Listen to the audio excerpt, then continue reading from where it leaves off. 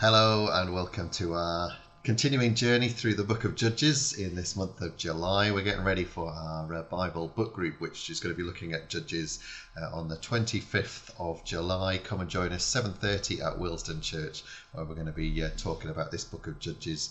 Fascinating book. Yesterday we met Samson, really famous stories about Samson, and we were learning about his story with with his bride to be, really, who was going to be his wife, and they had a big party, and then there was this riddle that was absolutely impossible to solve, but they did solve it because his wife tricked it out of him, and then he was really angry. And I hope you went and checked your Tate and Lyle syrup tin yesterday to see the carcass of the lion with the bees swarming around it, and that little riddle over the top of it, out of strength, sweetness, I think is what it says. So here we have now chapter 14 of the continuing story in Judges. We're going to find out what happens, chapter 15. We're going to see what happens next in our story. Samson was really angry when we left him yesterday, and he just killed 30 young men to give their clothes in payment for the bet, and then discovered that he's about to discover that his wife to be has been married off to one of the Philistines. He's not going to be happy.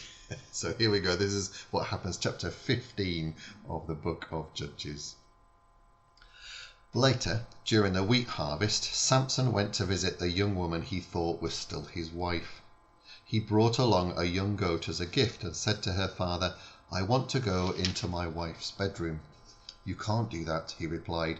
"When you left the way you did, I thought you were divorcing her, so I arranged for her to marry one of the young men who were at your party. But my younger daughter is even prettier, and you can have her as your wife." This time, Samson answered, "I have a good reason for really hurting some Philistines."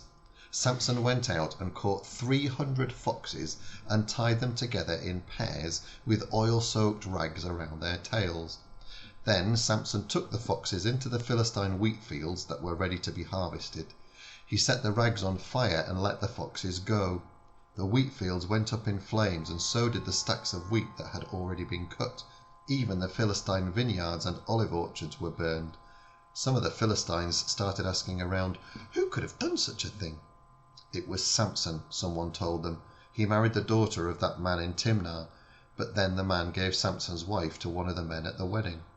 The Philistine leaders went to Timnah and burned to death Samson's wife and her father. When Samson found out what they had done, he went to them and said, "You killed them, and I won't rest until I get even with you." Then Samson started hacking them to pieces with his sword. Samson left Philistia and went to live in the cave at Etam Rock. But it wasn't long before the Philistines invaded Judah and set up a huge army camp at Jawbone.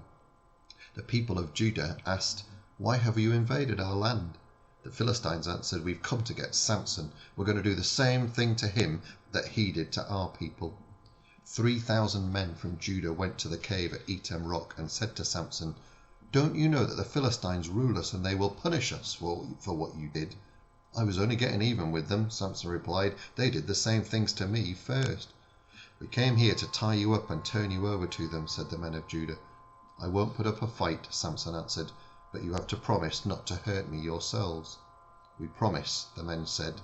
"We will only tie you up and turn you over to the Philistines. We won't kill you." Then they tied up his hands and arms with 2 brand new ropes and led him away from Etam Rock. When the Philistines saw that Samson was being brought to their camp at Jawbone, they started shouting and ran toward him. But the Lord's Spirit took control of Samson, and Samson broke the ropes as though they were pieces of burnt cloth. Samson glanced around and spotted the jawbone of a donkey. The jawbone had not yet dried out, so it was still hard and heavy. Samson grabbed it and started hitting Philistines. He killed 1,000 of them. After the fighting was over, he made up this poem about what he had done to the Philistines. "I used a donkey's jawbones to kill 1,000 men. I beat them with this jawbone over and over again." Samson tossed the jawbone on the ground and decided to call the place Jawbone Hill. It's still called that today. Samson was so thirsty that he prayed, "O Lord, you helped me win a battle against the whole army. Please don't let me die of thirst now. Those heathen Philistines will carry off my dead body."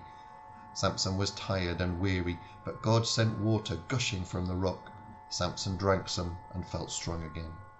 Samson named the place Caller Spring because he had called out to God for help. The spring is still there at Jawbone. Samson was a leader of Israel for 20 years, but the Philistines were still the rulers of Israel. Fascinating continuing story there of Samson. I can't help but think that he is a little bit like the Incredible Hulk that I used to watch when I was little. Don't make me angry, the Incredible Hulk used to say, and I think that you could probably say the same for Samson. He doesn't go by halves, does he, when things don't go his way. When he gets angry, he really does go to town, burning all of the Philistine harvest and killing all those men with the jawbone of the donkey as well. My goodness me, and that bizarre poem that he made up as well. I used a donkey's jawbone to kill 1,000 men. I beat them with this jawbone over and over again. It's gory stuff, isn't it? But he was a ruler for 20 years, but still he was under the rule, as Israel was, of the Philistines, and I can't imagine that his presence made them any kinder towards them. It must have been quite a time. But yes, what a story. The continuing story of Samson. We're going to find out more about him tomorrow. His story continues in chapter 16. So come and join me then to find out what happens next in our next installment, chapter 16 tomorrow. Have a really good day today. God bless. Bye-bye.